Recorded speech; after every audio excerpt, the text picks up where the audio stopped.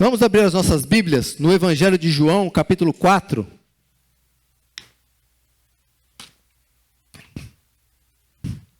É um texto que eu amo muito, que eu creio que ele se encaixa nessa nossa vivência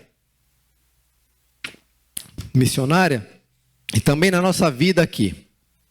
Evangelho de João, capítulo 4, é uma passagem bastante conhecida de uma conversa que Jesus teve com uma mulher samaritana. Nosso Senhor Jesus, ele pregava o sermão da montanha para milhares de pessoas e ele conversava e fazia sermões maravilhosos para indivíduos. Amém? O nosso Deus, ele se importa com cada um.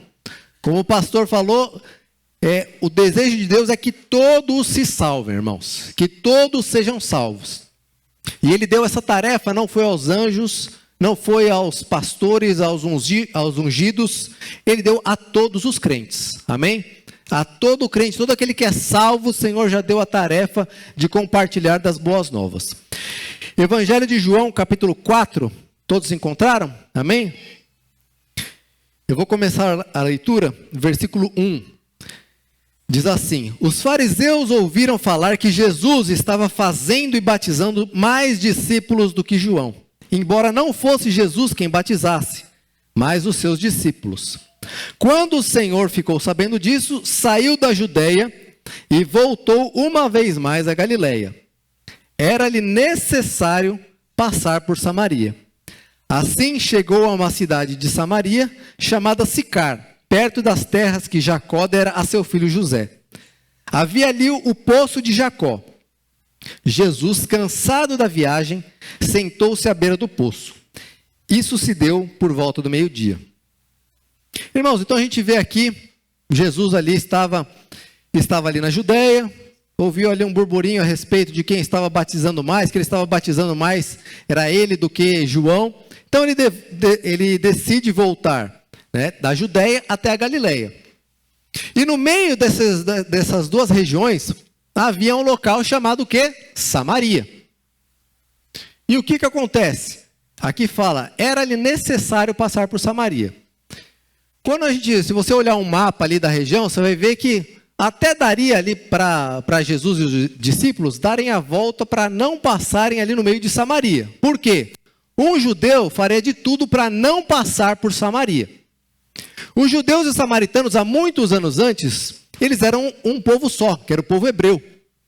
Até que era todo o povo ali, tinham as 12 tribos, que eram um povo só. Até que houve a divisão das 12 tribos, ficou a tribo de Judá e de Benjamim, de um lado, que foi conhecido como o reino de Judá, da onde surgiram os judeus. E do outro lado ficou as outras 10 tribos, que era o reino do norte, cuja capital era Samaria. E se a gente ler na palavra de Deus, ali no livro dos reis, a gente vai ver que os reis de Judá, alguns foram bons, tementes a Deus, serviram a Deus, outros não. Mas ali no reino do norte, das outras 10 tribos, nenhum rei foi temente a Deus, nenhum rei serviu a Deus. E as 10 tribos do norte acabaram se misturando com outros povos. E nessa mistura se misturaram com outros deuses e virou um povo quase que pagão. Misturava ali outras crenças com a crença a Deus, então virou um povo misturado. E a capital desse reino era Samaria, da onde surgiram os samaritanos. E os judeus ali, aos trancos e barrancos, tiveram ali os seus reis que foram bons, que foram tementes a Deus, foram ali ao cativeiro, retornaram, e o Senhor preservou ali os judeus, ainda ali com a palavra, ainda que passando por tempos muito difíceis. Então o judeu, ele olhava para o samaritano com asco, com nojo. Olha, aquele povo que é o povo pagão, que é o povo misturado, que é o povo que abandonou o nosso Deus. Então o judeu, ele faria de tudo para não passar no lugar que tivesse samaritano, para não ter contato com o samaritano, para não se misturar com o samaritano, para não se envolver com o samaritano. Ele viu um banco aqui, ele falou assim, eu não vou sentar, porque vai que um samaritano sentou aqui, eu me contamino com ele. Então, o judeu faria de tudo para não se contaminar com o samaritano. Mas, meus irmãos, o Senhor Jesus veio para salvar e buscar o que estava perdido. Amém? Nós aqui falamos aqui do encontro com Deus, oramos pela família. Irmãos, o desejo de Deus é buscar e salvar aquele que está perdido. Amém? Então, se dependesse ali talvez dos discípulos de Jesus, eles realmente não passariam por Samaria. Falaram assim, ó, vamos fazer o caminho mais longo, vamos dar a volta aqui, para não passar por Samaria. Mas, irmãos, no versículo 4 fala que era necessário passar por Samaria. Era necessário, não geograficamente, porque era obrigatório, mas era necessário na agenda de Deus. Amém? Meus irmãos, em alguns momentos, talvez, da nossa vida, o Senhor vai nos levar a passar por lugares que talvez não sejam os mais agradáveis para a gente. Situações, lugares, ambientes, que talvez se a gente pudesse escolher, a gente não passaria. Mas, meus irmãos, talvez o Senhor vai nos levar lá para que a gente leve a palavra de salvação para alguém. Amém? Talvez ali você ficou enfermo, teve que ir no hospital. Meus irmãos, talvez o Senhor está te dando a chance de falar de Jesus para alguém naquele hospital. Amém? Você colocou ali, ficou numa sala na faculdade onde você não se dá bem com as pessoas, você não se enturma direito, mas talvez você está ali por um determinado período de tempo que não vai ser fácil, mas é para você levar a palavra de Jesus para alguém. Amém?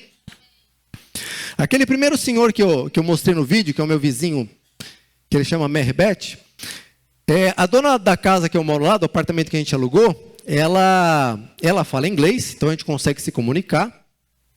Só que ela não mora ali, onde a gente mora. Ela mora em outro país porque o marido dela trabalha ali para o governo, então eles trabalham como se fosse na embaixada.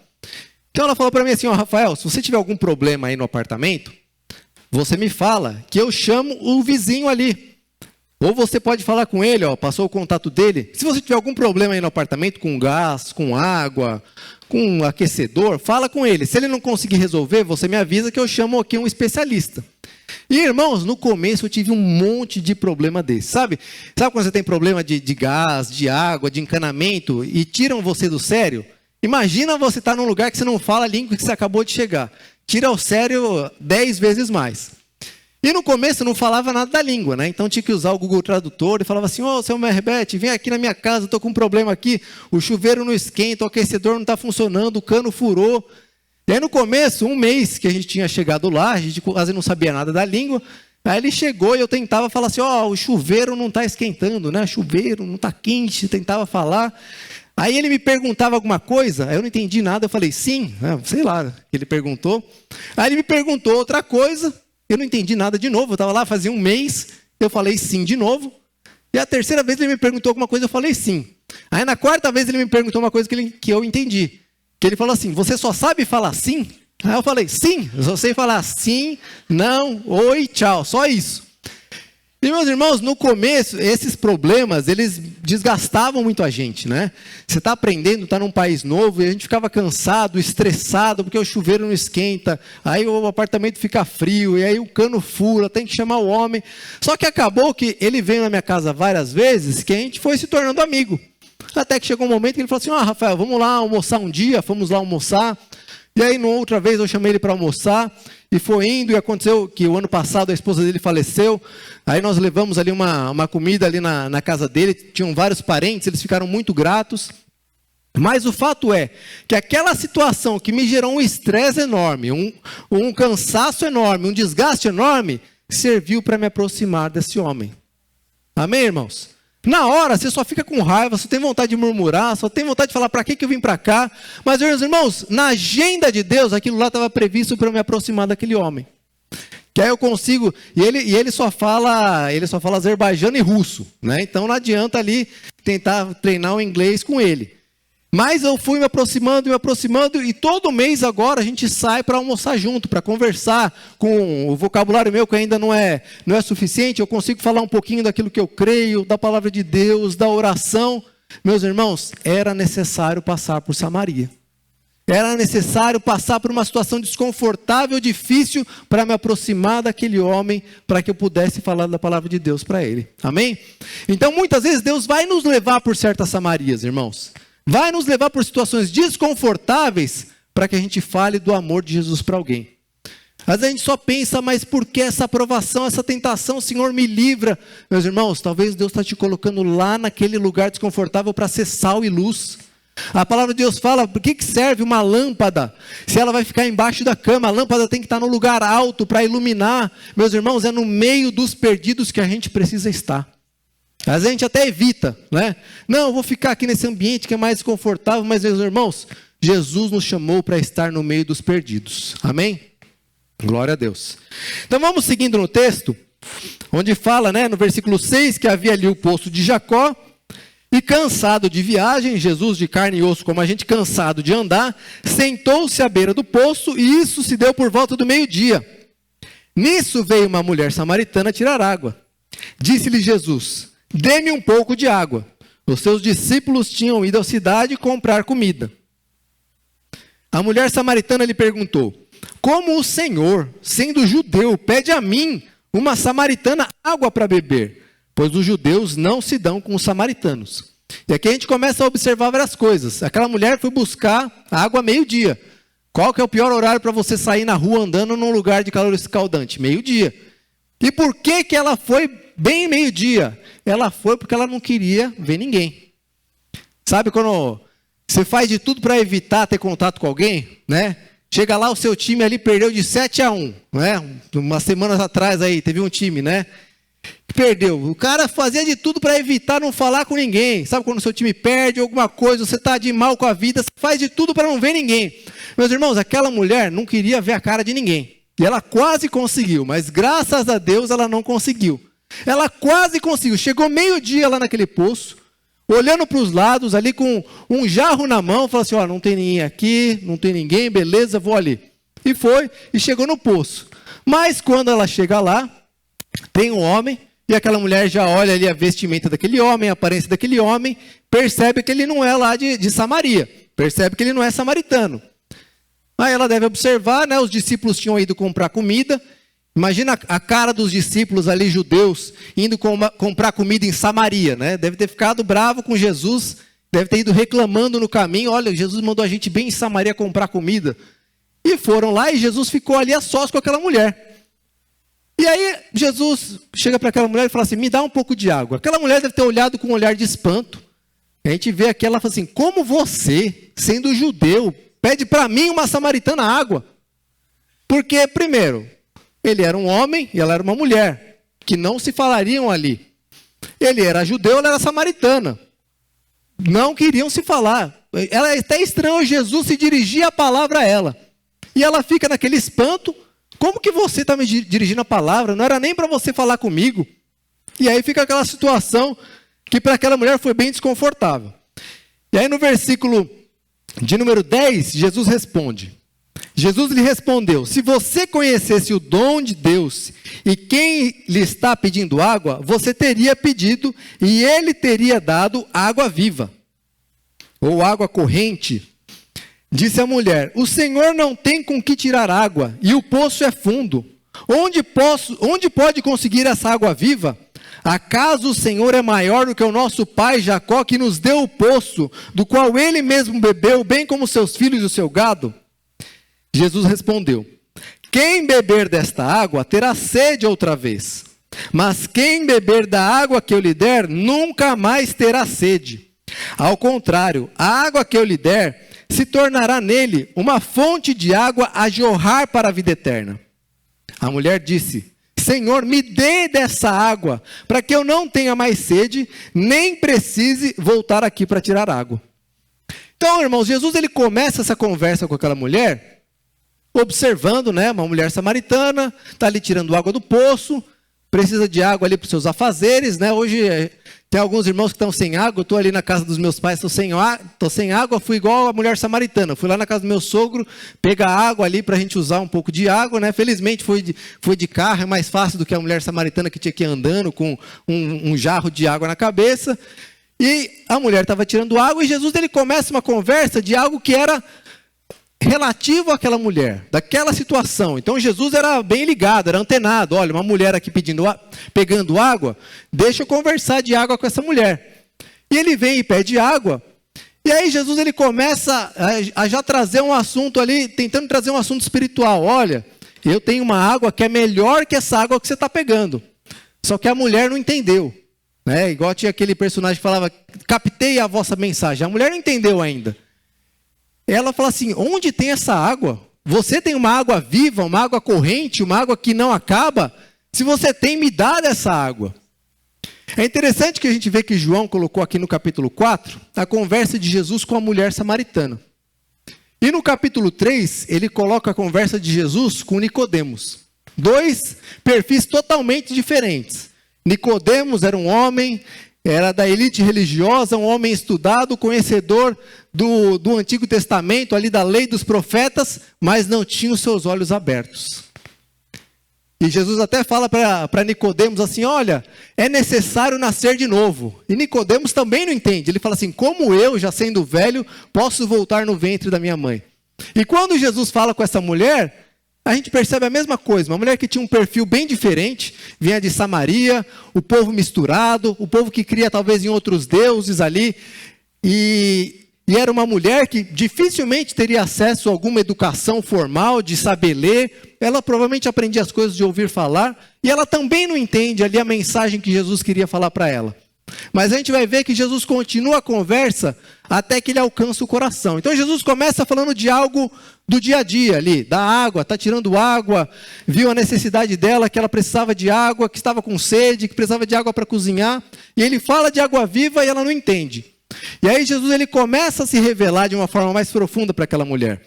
Olha o que ele fala no versículo 16. Ele lhe disse, vá chamar o seu marido e volte.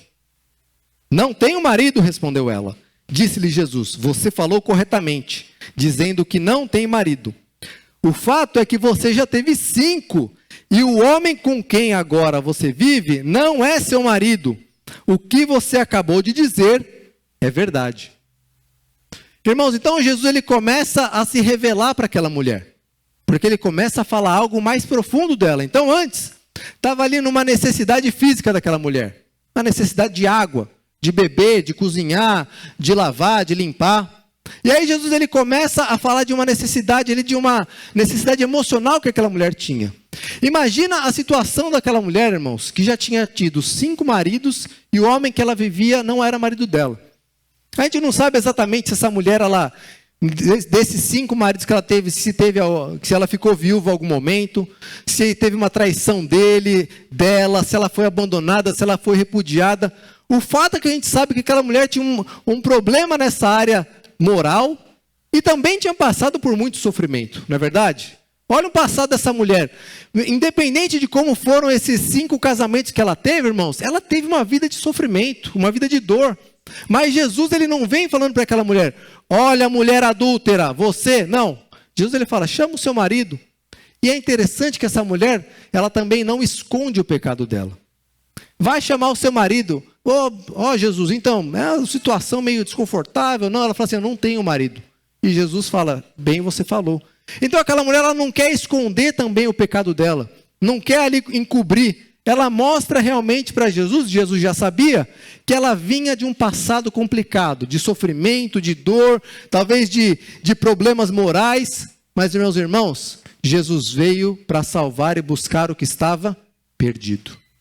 E tanto lá em Nicodemos, em João capítulo 3, quanto a mulher samaritana, os dois estavam perdidos e Jesus veio para os dois. A diferença é que talvez a gente olhe ali para um Nicodemos e fala assim, nossa, olha esse homem, conhece ali o Antigo Testamento, conhece a lei e os profetas, é um homem de caráter ilibado, todo mundo fala bem dele. Agora olha essa mulher aqui está no fundo do poço. Nicodemos só falta um estalo e vai falar que Jesus é o Messias. Essa mulher, imagina só, 5 casamentos, vive com um homem que não é o marido, tem um passado complicado, essa mulher não vai querer saber de Jesus. Meus irmãos, nós vamos ver como a palavra fala que foi totalmente diferente. Aquela mulher de um passado complicado, que saiu meio-dia para não encontrar com ninguém, quando ela cruza com o Salvador, meus irmãos, ela abre o coração. Meus irmãos, talvez se dependesse dos discípulos, a palavra, o evangelho não teria chegado àquela mulher, mas Jesus vai até o final para alcançar as pessoas. Amém, irmãos? A gente ora e a gente clama por salvação de pessoas, a gente pensa, mas Jesus, eu estou orando faz tanto tempo, olha, mas Jesus está demorando. Meus irmãos, perseveremos na oração, perseveremos em falar do amor de Jesus, em falar a palavra. Repare que Jesus ele faz de uma certa forma uma insistência, mas não é uma insistência que cansa aquela mulher. Ele fala de água, depois ele vai falar a respeito da vida emocional daquela mulher, e ele vai conduzindo aquela conversa para falar da salvação para aquela mulher. E aí no versículo de número 19, quando ela vê que Jesus ele fala sobre a vida dela, pessoal, ela percebe que Jesus não era simplesmente um homem. Ela diz assim, disse a mulher, Senhor, vejo que é profeta. Nossos antepassados adoraram neste monte, mas vocês, judeus, dizem que Jerusalém é o lugar onde se deve adorar. Jesus declarou, creia em mim, mulher, está próxima a hora em que vocês não adorarão o Pai, nem neste monte, nem em Jerusalém. Vocês, samaritanos, adoram o que não conhecem, nós adoramos o que conhecemos, pois a salvação vem dos judeus. No entanto, está chegando a hora, e de fato já chegou, em que os verdadeiros adoradores adorarão o Pai em espírito e em verdade. São estes os adoradores que o Pai procura. Deus é espírito, e é necessário que os seus adoradores o adorem em espírito e em verdade. Disse a mulher, eu sei que o Messias, chamado Cristo, está para vir. Quando ele vier, explicará tudo para nós. Meus irmãos, repare que, olha assim, aquela mulher com sede, querendo pegar água do poço, uma necessidade física, como muitos de nós temos. Uma mulher com casamentos quebrados, problemas emocionais, problemas morais, vivia com um homem que não era o marido dela. Quando ela tem a oportunidade de pedir algo para Jesus, o que ela fala? Jesus, me ajuda a levar um monte de água para minha casa, porque o Senhor é profeta, é poderoso, pode fazer água surgir na minha casa. Jesus, olha, me ajuda a encontrar um marido bom. Jesus, eu preciso de um homem bom. Esse cara que eu estou morando, eu só estou com ele porque eu dependo dele financeiramente. Meus irmãos, o que aquela mulher samaritana, vindo de um meio de um povo impuro, um povo que era considerado sujo, um povo que era considerado misturado e pagão, quando ela vai perguntar alguma coisa para Jesus, ela pergunta sobre adoração. Meus irmãos, o maior problema do coração humano, do homem, do ser humano, não é a necessidade física que nós temos, é importante, e Deus sabe. Não é a necessidade emocional, a necessidade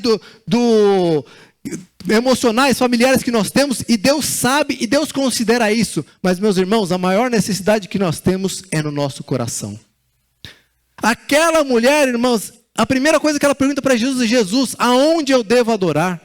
Como eu devo adorar? Me explica que meu coração tem uma sede maior que essa água. O meu coração tem sede de conhecer a verdade. E Jesus, ele fala para aquela mulher, irmãos, a primeira pessoa que Jesus fala, versículo de número 26, diz assim, então Jesus declarou, eu sou o Messias, eu que estou falando com você. Meus irmãos, a primeira pessoa que Jesus revela com todas as letras que ele é o Messias, não foi para o líder religioso, não foi para uma pessoa importante, foi para aquela mulher samaritana que ele fala, eu sou o Messias. E meus irmãos, aquela mulher esperava pelo Messias. É até algo para a gente pensar, como que essa mulher ficou sabendo? Os samaritanos eram um povo misturado, quem que ensinou para ela sobre o Messias que estava por vir?